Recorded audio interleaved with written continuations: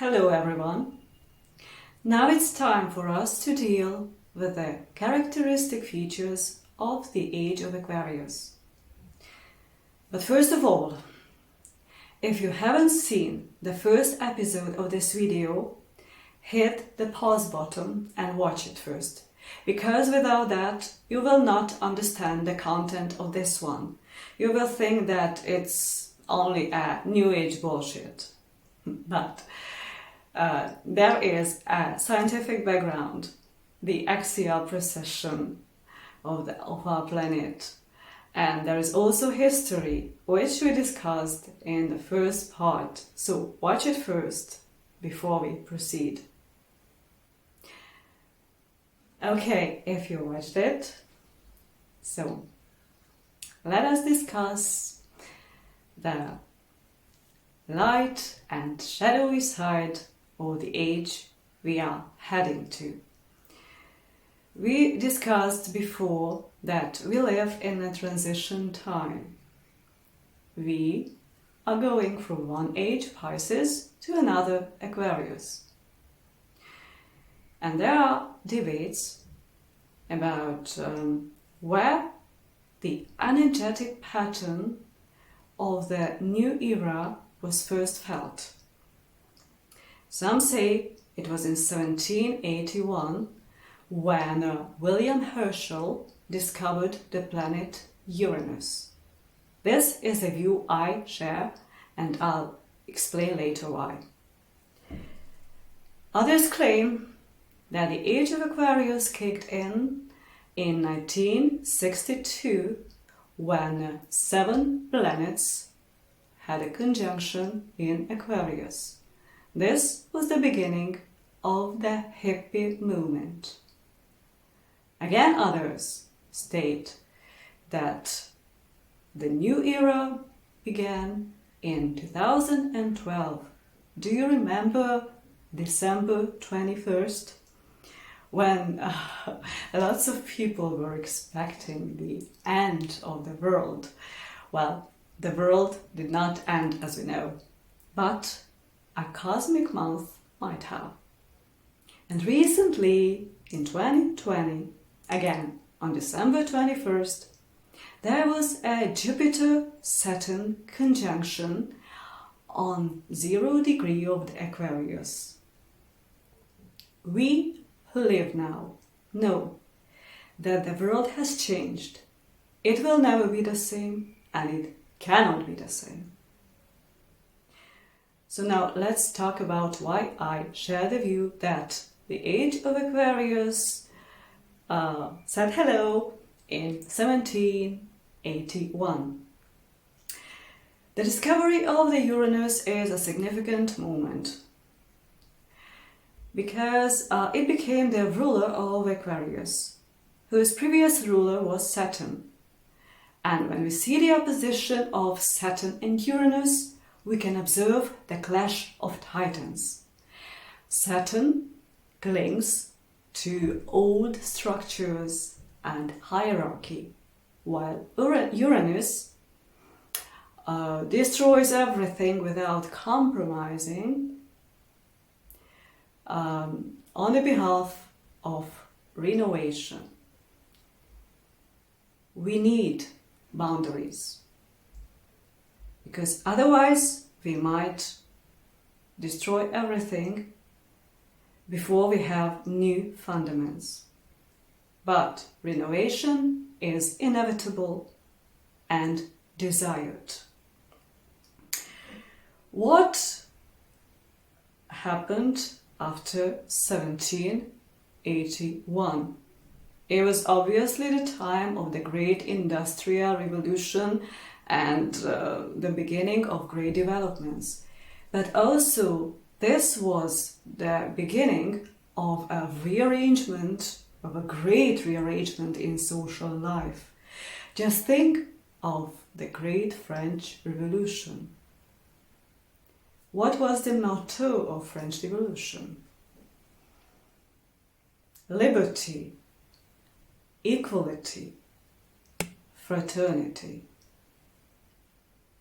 These are the main aspects of the Age of Aquarius. These are the main aspects we should experience on the highest possible level in the next 2000 years. Do we experience them now? Not at all. We can say that we have never been as free as we are now. We can do whatever we want. We can go wherever we want. Really? We live in a digital cage. Just open any social site. The algorithm will throw at your face everything it thinks you want to see. But if there is something it doesn't prefer, it will shadow ban it. By the way, the algorithm won't like my content either. So let there be interaction. Liberalism has to be about freedom. But what we see today is some kind of liberal dictatorship. If you disagree with their views, you are their enemy. How about equality? Let us clarify at once that there is no equality in this dimension.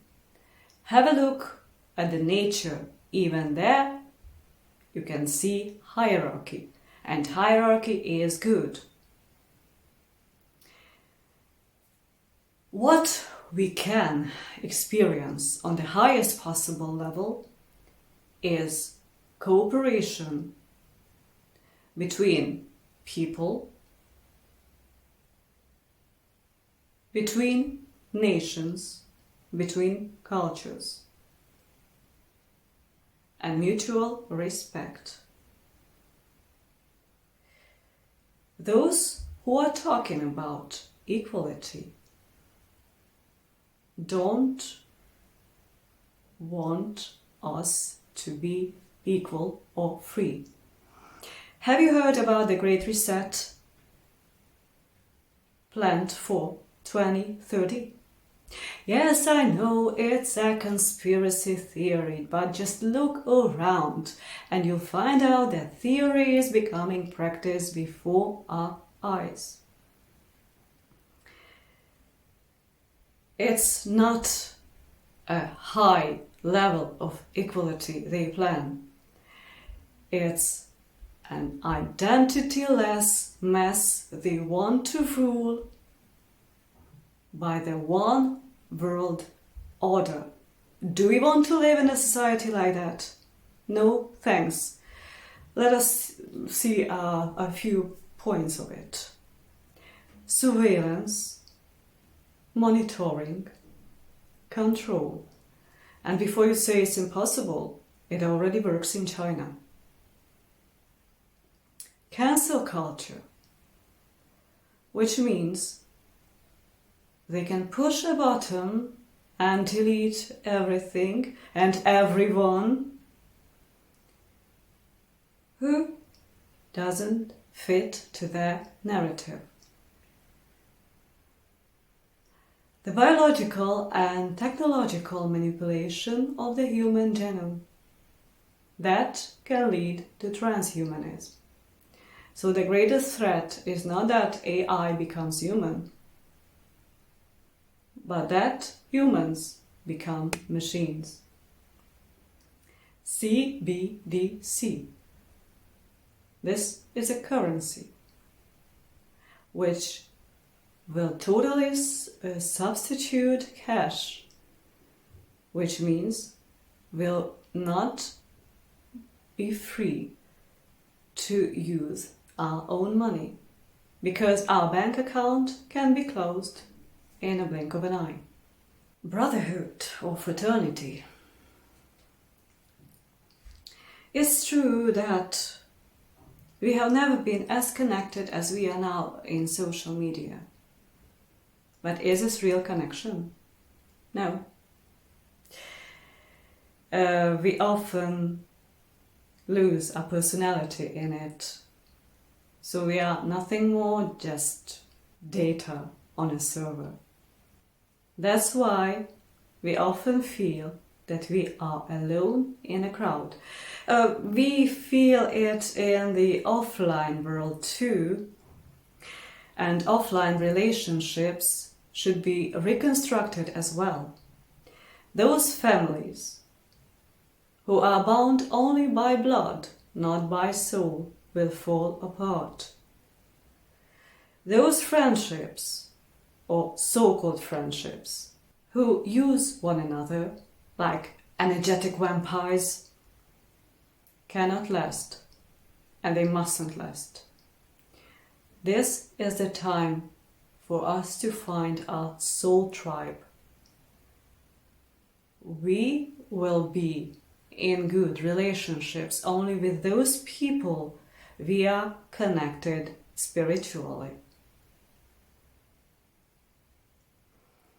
And although the like is not the symbol of affection, don't forget to like this video. And now let's talk about AI, which plays a significant part in our lives already. And its role will be even more significant as we proceed. AI is neither good nor bad. The old hate it and they fear it. The young are dependent on it and addicted to it. They refuse to think individually. But we must remember that artificial intelligence will never substitute real intelligence, because no matter how much knowledge it has no soul and it has no practical experience. I use it and I do observe how it becomes better and better after each cooperation. But as a writer, I would never let it do the creative work instead of me, because that would lead to losing the essence of my soul. If I don't leave a legacy behind, a real legacy of my own, that would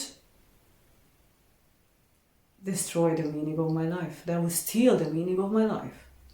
If the age of Pisces gave us blind faith and sometimes even ignorance, then the threat of the age of Aquarius, that cold rationality, will destroy intuition. Religions will disappear sooner or later, and it's fine, because they were created by people to manipulate other people.